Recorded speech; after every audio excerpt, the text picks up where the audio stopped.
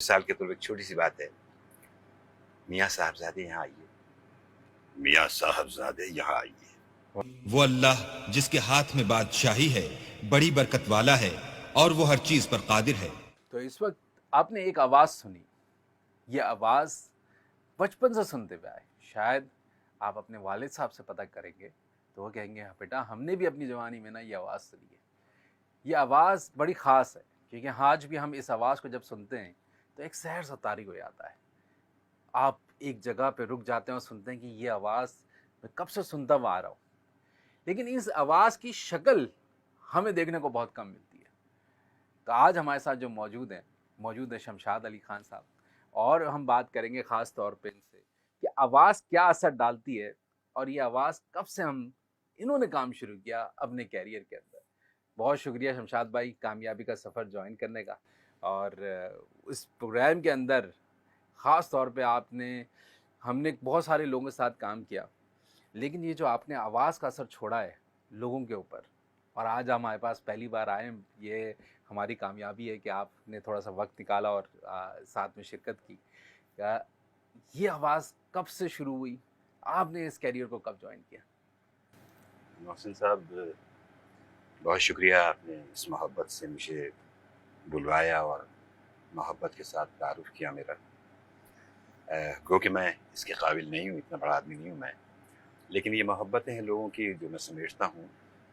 میری آواز کو واقعی لوگ بہت چاہتے ہیں، پیار دیتے ہیں مجھے۔ اچھا، آواز کا جہاں تعلق ہے، آواز ہی سے انسان دوسرے کو اپنا بنا لیتا ہے۔ بالکل، اگر آپ کی آواز مٹھاس ہے، محبت سے آپ گفتگو کریں، محبت سے آپ کسی کو چاہیں، اس آواز کے ساتھ بات کریں، تو یقیناً وہ آدمی مدعو ہوگا آپ کی طرف اور آپ کو سمجھے گا۔ دیکھیے شکل صورت تو اپنی جگہ ہوتی ہے، جی انسان کے اپنے اعمال، افعال، یہ سب کچھ چھپے ہوتے ہیں۔ تو آواز کے حوالے سے سب سے بڑی بات تو یہ ہے کہ یہ ریدھم ہے، ایک ریدھم، اور ریدھم آپ سمجھتے ہیں کہ روح کی غذا ہے۔ جب روح میں آپ کی ریدھم پہنچے گی، آپ کی آواز پہنچے گی، تو یقیناً محظوظ ہوں گے لوگ، سیدھی سی بات ہے۔ میں یہ نہیں کہتا کہ بہت ہی میں نے کوئی معرکہ طے کیا ہے اس آواز کے حوالے سے، لیکن میرے اللہ نے مجھے بہت کچھ دیا اس آواز سے۔ مثال کے طور پر میں 70 میں ریڈیو پاکستان پہنچا، سن 70 میں، اور اس کے بعد اتفاق یہ ہوا کہ مجھے بہت اہم پروگرامز کے حوالے سے موقع ملا۔ اسی دوران ڈرامے بھی ملے، بہت لیڈ رول میں نے کیے ڈراموں میں۔ اس کے علاوہ 2-3 شعبے تھے ہمارے ریڈیو پاکستان میں، خواتین کا ایک شعبہ تھا، اس شعبے میں بھی مختلف نوعیت کے پروگرامز ہوتے تھے، اس میں آواز ہی کا کام ہوتا تھا، ریڈیو تو ہے ہی آواز کا۔ صحیح ہے۔ تو میں مختلف فون میں کرتا رہا، عالمی سروس ہوا کرتی تھی جہاں سفر نامے ہوتے تھے، ابن بطوطہ، خادم علی کا سفر نامہ۔ اس کے علاوہ نیریشنز کے بہت پروگرامز ہوتے تھے۔ ہمارے ایک دوست مرحوم میرے کرم فرما تھے، ظفر صدیقی صاحب، جس کو بھائی جان کہا کرتے تھے ریڈیو میں، وہ جب بھی کبھی چھٹی جاتے تھے تو میرا ہی نام سلیکٹ ہوتا تھا کہ جی محنت کشوں کے پروگرام میں شمشاد کو بلائیں، چونکہ یہ مظلوم بھائیوں کا پروگرام ہے اور یہ بڑے مٹھاس اور محبت سے کریں گے۔ تو آواز کی بات آپ نے کی، تو اس طرح سے میں اس آواز کی دنیا میں آیا کہ پہلے کالج لائف، اسکول لائف میں میں ڈیبیٹر کی حیثیت سے آیا کرتا تھا۔ تو بڑی عجیب اتفاق ہے کہ میر کو خاص سے میرا تعلق تھا۔ ویسے بنیادی طور پر تو میں میر کو خاص سے بھی آگے ایک تحصیل ڈگری ایک جگہ ہے جہاں میں پیدا ہوا، رہائش میں، اور میرے آبا و اجداد، میرے والدین ہجرت کر کے وہیں آ گئے تھے۔ اسکول لائف میں نے وہاں گزاری، اس کے بعد کالج لائف میں نے میر کو خاص میں گزاری۔ تو میر کو خاص ماڈل کالج کے ہمارے پرنسپل صاحب ہوا کرتے احمد صاحب، انہوں نے ایک بہت بڑا پروگرام ارینج کیا۔ اس زمانے میں پروگرامز بہت ہوا کرتے تھے ڈیبیٹس کے، مختلف اسپیچز ہوتی ہیں۔ جی مختلف شہروں سے لوگ آ کر کے اس میں شامل ہوا کرتے تھے، اور ایک جذبہ ہوتا تھا، اور کرنٹ جو موضوعات تھے ان کی ڈیبیٹنگ ہوا کرتی تھی۔ تو اتفاق ہے کہ جس ڈیبیٹ میں تھا، انتخابات سے بہتر ہے، یہ ٹاپک تھا، اور ہمارے مہمان خصوصی تھے فیض احمد فیض صاحب اور ڈاکٹر عالیہ امام صاحب۔ تو انہوں نے مجھے یہ ایک شوق دلوایا جب میں ڈیبیٹ کے لیے کھڑا ہوا اور میں نے اسپیچ کی، تو بہرحال وہ ونر بھی میں ہی قرار پایا وہاں، اور اس کے بعد جب چائے کا وقفہ ہوا تو انہوں نے کہا میاں صاحبزادے آپ یہاں کیا کر رہے ہیں؟ آپ ایسی جگہوں پہ جائیں جہاں آپ اپنے خدمات انجام دے سکیں. میں حیران ہوا. میں نے کہا سر حکم کیجیے آپ. کہیں ریڈیو پاکستان سے کوئی پروگرامس کریں. آپ کی آواز اللہ نے بہت خوبصورت آواز آپ کو دی, اس کا استعمال کریں آپ. تو میں بالکل یہ سمجھتا تھا. میں نے کہا ریڈیو اور میں کہاں, سیدھی بات. بہرحال یہ ایک جذبہ پیدا ہوا, شوق پیدا ہوا, اور پھر میں نے وہاں سے سفر اپنا شروع کیا.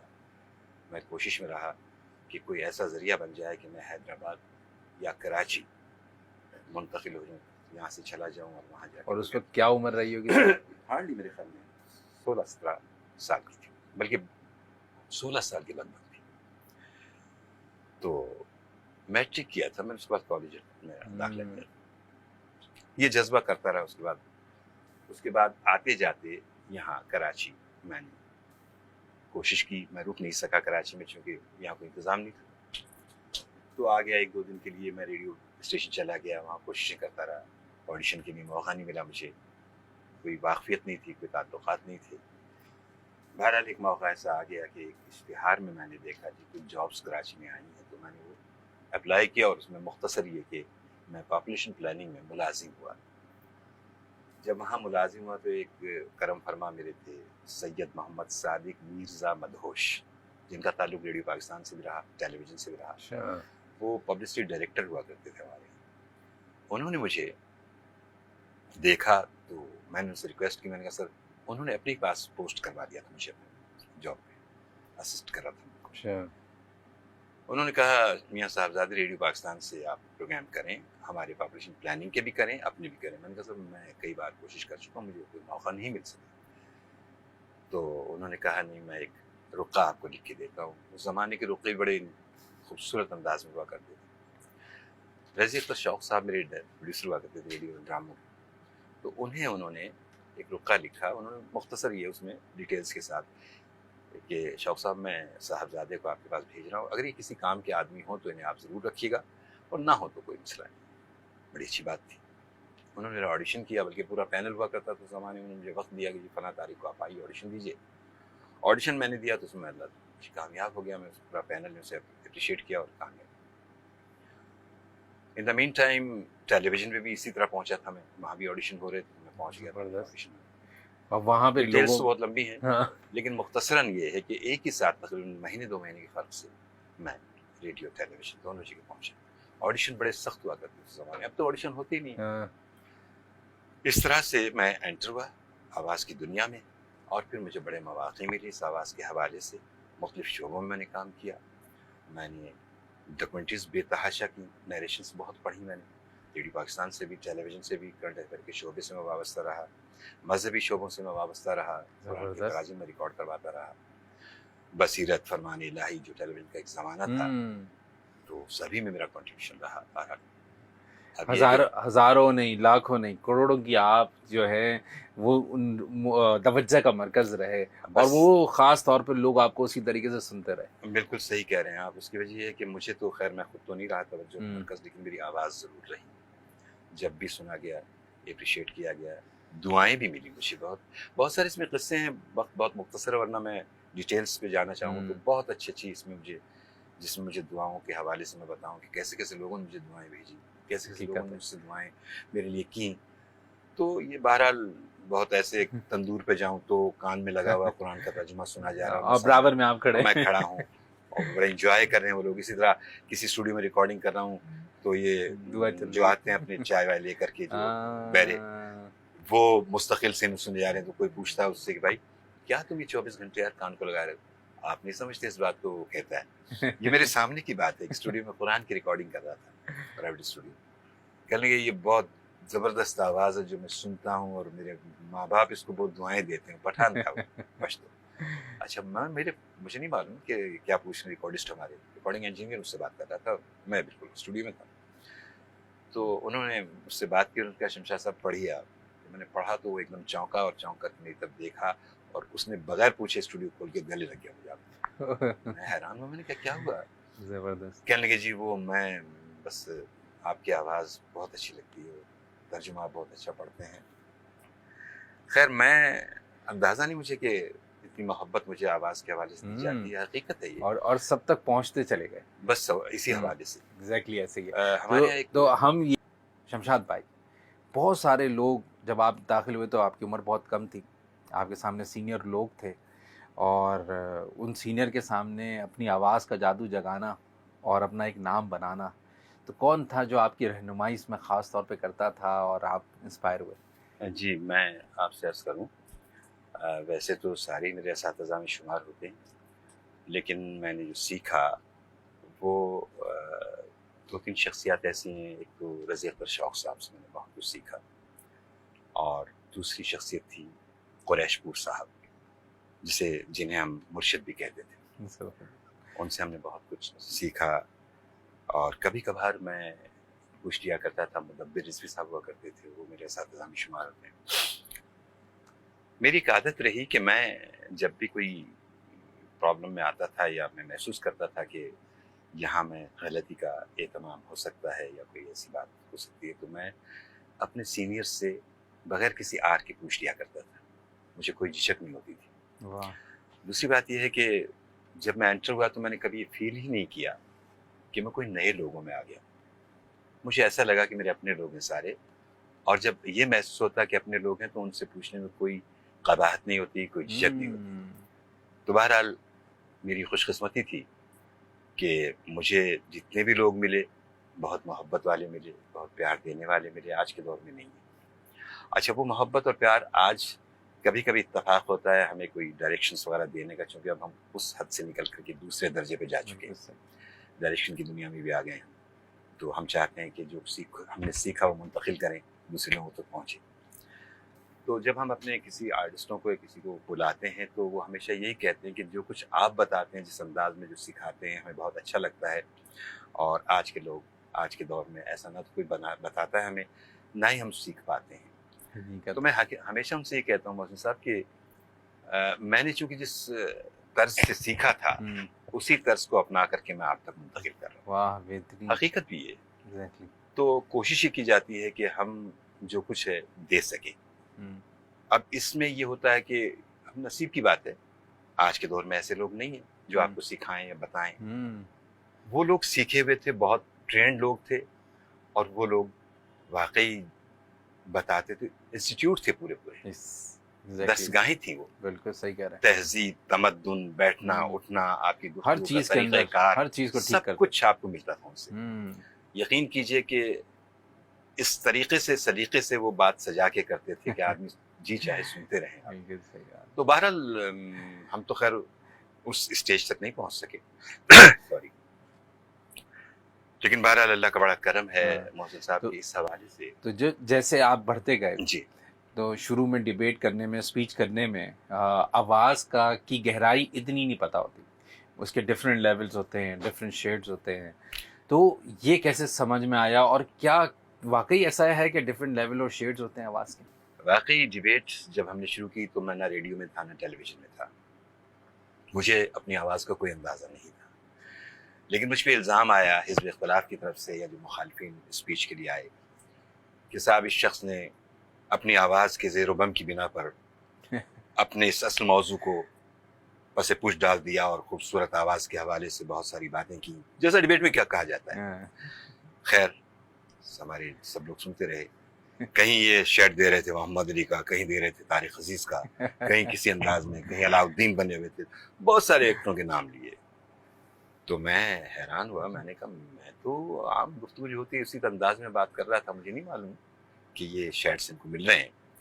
لیکن اس کا اندازہ مجھے ریڈیو پاکستان جوائن کرنے کے بعد ہوا، چونکہ مختلف نوعیت کے جو پروگرامس ہم نے کیے، کہیں ہیرو کا ہے تو کہیں ولن کا ہے تو کہیں کامیڈی آ گئی، اس طرح کے مختلف ویریشنس کے ساتھ ہم نے کام کیے. تو اس میں ایسا ہوا کہ بہت موسٹلی مجھے سبمسو قسم کے کردار زیادہ ملے، جس میں آواز کی ایک خوبصورتی برقرار رہے اور چاہت رہے آواز کے اندر. تو میں ڈبنگ کی دنیا میں آیا، تب بھی مجھے اسی حوالے سے زیادہ موقع ملا. اچھا، سب سے بڑی بات میں آپ سے عرض کروں کہ شاید کلام پاک کا ترجمہ جو میں نے ریکارڈ کیا ہے اس میں بھی یہ چاشنی ہی کام آئی ہے جو آواز کے اندر اللہ نے خوبصورتی دی ہے. لوگ کہتے ہیں، بہرحال میں تو کبھی اس کے بارے میں نہیں کہہ سکوں گا یہ بات، اور کہنی بھی نہیں چاہیے مجھے، کیونکہ مجھ سے بہت زیادہ اچھی آواز کے لوگ ہیں. تو ایک وقت میں ہمارے قرآن کے ترجمے کے حوالے سے بات آئی ہے تو میں ذرا یہ کہتا چلوں کہ سلیم الدین شمسی صاحب کا بڑا نام رہا ہے ریڈیو پاکستان، مولانا رومی کے جو جی پڑھا کرتے تھے. وہ قرآن کا ترجمہ ریکارڈ کیا کرتے تھے. اس زمانے میں احتشام الحق تھانوی صاحب محترم اور ہمارے ظاہر قاسمی صاحب کے ساتھ قرآن حکیم اور ہماری زندگی کے حوالے سے پروگرام اچھا ریڈیو پاکستان صبح کی نشریات. تو ان سے جب پوچھا گیا آخری ایام میں کہ آپ نے ترجمے قرآن کے بہت اچھے انداز میں پڑھے ہیں، آج کے دور میں آپ کا اسپائر کون کرتا ہے جو قرآن کے حوالے سے ترجمہ؟ مولانا سلیم الدین شمسی صاحب نے کہا کہ سبھی پڑھ رہے ہیں لیکن شمشاد صاحب کا پڑھنا مجھے بہت اچھا لگتا ہے. واہ واہ اس میں بڑی مجھے تقویت پہنچائی، مجھے بڑا احساس ہوا کہ ایک ایسی شخصیت جو واقعی معنی رکھتی ہیں اور انہوں نے میرے بارے میں یہ بات کہی ہے تو یقیناً کچھ بہتری ہے. بہرحال اسی حوالے سے بہت سے لوگوں نے کہا کہ جی ترجمے میں جتنی خوبصورتی انہوں نے دی ہے، میں نے کہا میں نے نہیں دی، یہ میرے پروردگار کا مجھ پہ کرم ہوا ہے کہ مجھے واقعی اسی حوالے سے دوا میں شہرت ملی. یعنی میں شہرت کی بلندیوں پہ پہنچا ہوں اپنے نام کے حوالے سے تو میں قرآن کے ترجمے کے حوالے سے پہنچا ہوں. ڈرامے میں نے بے تحاشا کیے ہیں، لیڈ کیے ہیں، بہت خوبصورت ریڈیو پاکستانی ڈرامے، اب تو ہوتے ہی نہیں ایسے، اور ان لوگوں کے ساتھ کیے ہیں جو باقی ڈراموں کی مسجد کہلایا کرتے تھے. بالکل بالکل. تو مجھے موقع ملا اور میں نے کیے، بلکہ جہاں آپ نے کہا کہ آپ نے سیکھا لو، تو ایک موقع ایسا بھی آیا کہ میرے استاد مجھ سے کہنے لگے، شوق صاحب رضی اللہ شوق، شمشاد صاحب ذرا خیال کریں آپ کے سامنے سینئرز ہیں، آپ ان کو گچے دے رہے ہیں. میں نے کہا سر میں تو کچھ بھی نہیں کر رہا، یعنی بہت آگے بڑھ رہے ہیں آپ. تو میں نے کہا نہیں سر ایسا نہیں ہے، بس یہ آپ ہی کی دی ہوئی صلاحیتیں ہیں، اللہ تعالیٰ نے زبردست. سکھایا ہے. تو میں فی البدی بھی کوئی بات کہہ جاتا ہوں، اور ٹیمپو ظاہر ایک جوانی بھی ہے اور ایک عمر کا تقاضا بھی ہے، تو میں بس ذرا فاسٹ ٹیمپو پہ کام کر رہا ہوں. تو شیڈس کا جہاں تک تعلق ہے، آواز میں بہت سارے شیڈس ہوتے ہیں. آپ کا گلا جو ہے یہ کام کرتا ہے. آپ اس آواز سے جس طرح تلفظ کی ادائیگی میں مختلف ویریشنس آتے ہیں، اسی طرح آواز کے استعمال میں بھی مختلف ویریشنس ہیں. آپ اسٹیٹ بھی بول سکتے ہیں، آپ گلے کے کسی ایک نوٹ کو استعمال کر سکتے ہیں. گلے میں بہت سارے نوٹس ہیں، اگر آپ یوز کریں، مطلب جیسے آپ سنگنگ میں یا آپ جو موسیقی کا جو سلسلہ ہوتا ہے اس میں آپ اپنے گلے کا استعمال کرتے ہیں، لے کو اوپر لے جانا، لے کو نیچے لے جانا. اس طرح آواز میں آپ اپنی آواز کو بیس میں لا سکتے ہیں، اپنی آواز کو کم بیس پہ بات کر سکتے ہیں، آپ اپنی آواز کو لاؤڈ میں بات کر سکتے ہیں. آپ اپنے گلے کے نوٹ سے، مثال کے طور پر ایک چھوٹی سی بات ہے، میاں صاحبزادے یہاں آئیے، میاں صاحبزادے یہاں آئیے، ایک بات ہے، یہ نوٹس ہیں گلے کے. اسی طرح اگر کوئی ڈرامے میں کام ملتا ہے، میں نے بیٹی تم سے کہا تھا، تم نے میری بات کا بالکل پاس نہیں رکھا، کیوں؟ یہ عمر کے لحاظ سے آپ کی آواز اوپر جاتی ہے. اسی طرح آپ ایک اسٹوڈنٹ کی آواز دینا چاہتے ہیں، سر دیکھیے میں نے تو ابھی کچھ بھی نہیں کیا، میں تو ابھی پہنچا ہی تھا اسکول، ابھی بھی مجھے 13 ملی کہ مجھے آپ نے بلایا. ایک بات ہے، اب یہ چونکہ میں عمر کے اس حصے میں پہنچ چکا ہوں کہ شاید میں لڑکپن کی آواز کو آپ تک نہ پہنچا سکوں، لیکن بہرحال جو آواز کا ایک سر ہے. سب سے بڑی بات یہ ہے کہ ہمارے لوگ آج کل سمجھتے نہیں ہیں کہ کسی بھی گفتگو میں یا کسی بات میں اپنی بات کو منوانے کے لیے بات کے پازز، اسٹریسز، اور یہ بہت ضروری ہے کہ آپ نے بات کو انڈیفینٹ پاز کہاں لینا ہے، ایبرپٹ پاز کہاں کرنا ہے آپ نے، یا آپ نے گفتگو کو طویل کرنے کے لیے کس ٹیمپو پہ جانا ہے. یہ ٹریننگ ساری ریڈیو دیتا ہے سر، ریڈیو پاکستان کی بڑی. لیکن اب نہیں، اب تھوڑا سا کم ہو گیا. اب کم کیا ہو گیا، بالکل ہے ہی نہیں. سرے سے میں بالکل کھل کے بات کر رہا ہوں، بلکہ ریڈیو کو توجہ دینی چاہیے. اس پہ ریڈیو کے جو لوگ ہیں ان کو اس پہ سوچنا چاہیے یہ کیسے بڑھ سکتی. جی بالکل نہیں، ایسے لوگ آنے چاہیے سر. بالکل صحیح. اچھا اسی طرح میں اب آپ کو ایک بات بتاؤں کہ مائکرو فون جو ہے اس میں میں نے جو تجربہ کیا ہے وہ یہ ہے کہ ڈسٹینسز کا کمال ہے مائکرو فون کا. آپ کس ڈسٹینس سے بول رہے ہیں، کس زاویے پہ رہے ہیں، 60 ڈگری پہ بول رہے ہیں، 40 ڈگری پہ بول رہے ہیں، ڈسٹینس کتنا لیا ہوا، کس آواز کے لیے کتنا ڈسٹینس چاہیے. آپ پہاڑ پہ چڑھ کے آواز دے رہے ہیں ڈراموں کی بات، تو آپ کو کتنے ڈسٹینس سے بولنا ہے. آپ विस्पर में बोलना चाह रहे हैं तो माइक्रोफोन के कितने करीब जाएं, हुजूर रूसी का आपको सीन दे दिया गया तो आप किस अंदाज में माइक को डील करेंगे आप। तो ये जबरदस्त। सारी बातें जो हैं ये माशाल्लाह से ट्रेनिंग होती है रेडियो के हवाले से। बहुत ज़बरदस्त। मैं